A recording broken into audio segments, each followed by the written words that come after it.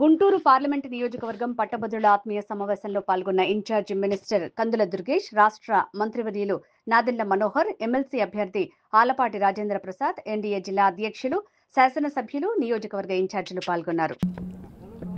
కూటమి ఉమ్మడి అభ్యర్థి శ్రీ ఆలపాటి రాజేంద్ర ప్రసాద్ గారి విజయం లక్ష్యంగా ఈరోజు ఈ సమన్వయ సమావేశాన్ని ఏర్పాటు చేసుకోవడం జరిగింది. ఈ కార్యక్రమంలో పెద్దలు మంత్రివర్యులు శ్రీ నాదెండ్ల మనోహర్ గారు పాల్గొన్నారు. ఇతర శాసనసభ్యులు, అదేవిధంగా అభ్యర్థి శ్రీ రాజేంద్ర ప్రసాద్ గారు అందరూ పాల్గొన్నారు.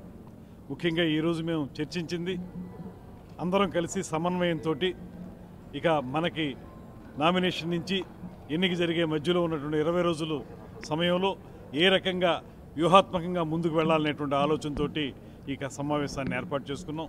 ఇక్కడ ఒకటే నిర్ణయించుకున్నాం, ఖచ్చితమైనటువంటి విజయం సాధించడానికి సిద్ధంగా ఉన్నాం.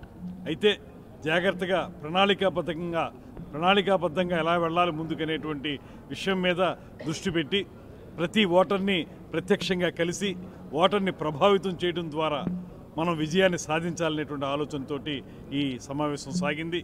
దాంతోపాటు 7 నెలల క్రితం అద్భుతమైనటువంటి విజయాన్ని సాధించినటువంటి ఈ కూటమి ఇవాళ కూడా ప్రజల్లో అదే రకమైనటువంటి నమ్మకాన్ని, విశ్వాసాన్ని కలిగించగలుగుతుందనేటువంటి మాటని తెలియజేసే విధంగా ఈ ఎన్నికలో విజయం సాధించాలని, అదేవిధంగా 7 నెలల కాలంలో ఈ ప్రభుత్వం సాధించినటువంటి విజయాలు వారందరికీ తెలియజెప్పి డిఎస్సి విషయంలో కానీ, నిరుద్యోగ భృతి విషయంలో కానీ ప్రభుత్వం తీసుకోబోయేటువంటి ప్రత్యేకమైనటువంటి కార్యక్రమాలను కూడా ఓటర్లందరికీ తెలియజెప్పి తద్వారా ఇక్కడి నుంచి మనం ఈ పట్టభద్రుల శాసనమండలి సభ్యునిగా ఆయన ఎంపిక చేసుకోవడం ద్వారా ఇక్కడ పట్టభద్రుల తాలూకు గొంతుని శాసనమండలి వేదికగా వినిపించడానికి ఆయనకున్నటువంటి అనుభవం, మాజీ మంత్రిగా ఆయన చేసినటువంటి కార్యక్రమాలు ఇవన్నీ కూడా వారికి తెలియజెప్పి ఖచ్చితమైనటువంటి విజయాన్ని సునాయాసంగా సాధించాలనేటువంటి ఆలోచనతో మేమందరం నిర్ణయించుకోవడం జరిగింది.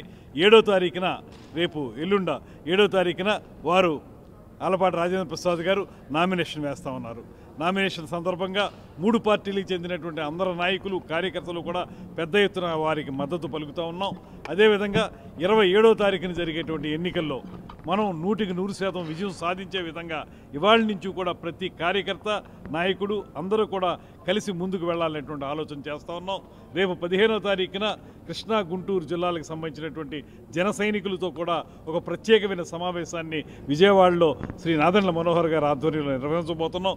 ఆ కార్యక్రమంలో అందరం పాల్గొని ఏకోన్ముఖంగా శ్రీ ఆలపాటి రాజేంద్ర ప్రసాద్ గారి విజయం కోసం కృషి చేయాలనేటువంటి ఆలోచన చేస్తూ ఉన్నాం. 3 పార్టీల కలయికతోటి అపూర్వమైనటువంటి విజయం సాధించాలనేటువంటి ఏకైక లక్ష్యంతో ముందుకు వెళ్తున్నాం అనేటువంటి మాటని ఈ సందర్భంగా మనం చేస్తున్నాం. మీకు గతంలో 19 నుంచి 24 వరకు పరిపాలించినప్పుడు కూడా ఆయన అదే చెప్పాడు, 25 సంవత్సరాలు పరిపాలిస్తానని. మరి 24లో జరిగిన ఎన్నికల్లో కేవలం 11 సీట్లకి ఎందుకు పరిమితం అయిపోయాడు ఆయన? అప్పుడు 25 సంవత్సరాలు పరిపాలించడానికి మేము సిద్ధంగా ఉన్నామని చెప్పిన వ్యక్తి మరి 24లో హీనాతిహీనంగా ఓడిపోయినటువంటి సందర్భాన్ని మనం చూసాం. 11 సీట్లకే పరిమితమైన సందర్భాన్ని మనం చూసాం.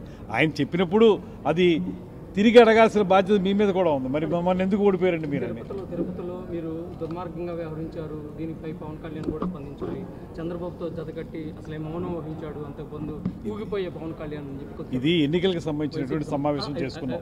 ఈ సమావేశంలో దాని మేరకే మేము మాట్లాడుతూ ఉన్నాం. ఎక్కడైనా చిన్న చిన్న పొరపాట్లు జరిగితే ఆ పొరపాట్లు సరిదిద్దుకోవడానికి ప్రభుత్వం పెద్ద మనసుతో ఉంది. ఆ ప్రభుత్వంలాగా, ఆ నాయకుల్లాగా మూర్ఖంగా ప్రవర్తించేటువంటి పరిస్థితి లేదు. మేమందరం కూడా ప్రజాస్వామ్యబద్ధంగా ఆలోచిస్తున్నాం కనుకే అందరూ ఆలోచించి మాట్లాడుతున్నారు. దాన్ని సరిదిద్దుకునే పరిస్థితి కూడా ఉంది. ఎలాంటి అభివృద్ధి జరగట్లేదు, దీనిపై ప్రజలు భారీగా దీన్ని తీసుకెళ్లాలంటే కూడా సోషల్ మీడియా కార్యకర్తలకు జగన్మోహన్ కూటమి ప్రభుత్వంలోనే ఆ ప్రభుత్వం చేసినటువంటి అనేక తప్పిదాలను సరిదిద్దుకుంటూ వెళ్తా ఉన్నాం. ఆ రోజున రైతులకి 1600 కోట్ల రూపాయలు బకాయి ఉంటే ఆ ప్రభుత్వం వాళ్ళు తీర్చి వెళ్లాల్సిన బాధ్యత వారి మీద ఉంటే అది తీర్చకుండా వాళ్ళు వెళ్ళిపోతే ఈ ప్రభుత్వం వచ్చిన వెంటనే ఆర్థిక పరిస్థితి సరిగ్గా లేకపోయినా, వాళ్ళు ఖజానాన్ని మొత్తాన్ని కొల్లగొట్టుకుపోయినా కూడా ఆ 1600 కోట్ల రూపాయలు అప్పు తీసుకొచ్చి మరీ రైతులకు అందజేసిన ప్రత్యేకమైనటువంటి సాహసోపేతమైన ప్రభుత్వం ఇది. అదేవిధంగా వాళ్ళకి 2000 పెన్షన్ని 3000కి పెంచడానికి 5 సంవత్సరాలు పడితే ఈ ప్రభుత్వం వచ్చిన వెంటనే 3000 పెన్షన్ని 4000కి పెంచినటువంటి నేపథ్యాన్ని చెప్తా ఉన్నాం. మంచానికి అంటిపెట్టుకుపోయి ఉన్నటువంటి దివ్యాంగులు ఎవరైతే ఉన్నారో వాళ్ళకి 3000 వాళ్ళు ఇస్తే ఇవాళ 15,000కి పెంచినటువంటి సాహసోపేత ప్రభుత్వం ఈ ప్రభుత్వం. రైతులకి ఇక్కడే పక్కనే ఉన్నారు సివిల్ సప్లైస్ మినిస్టర్ గారు, రైతులకు ఇచ్చేటువంటి బకాయిల విషయంలో ఆ ప్రభుత్వం చేసిన తప్పిదాన్ని సరిదిద్దాం.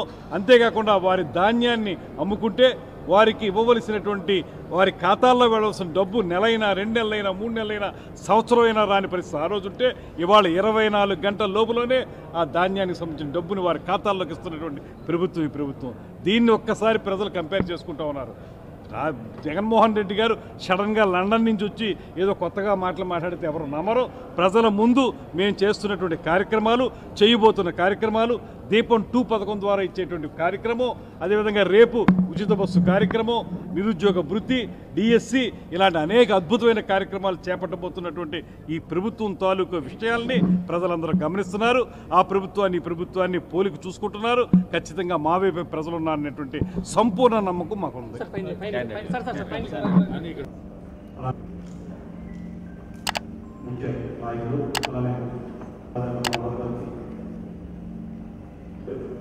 మనం ఏర్పాటు చేశాము.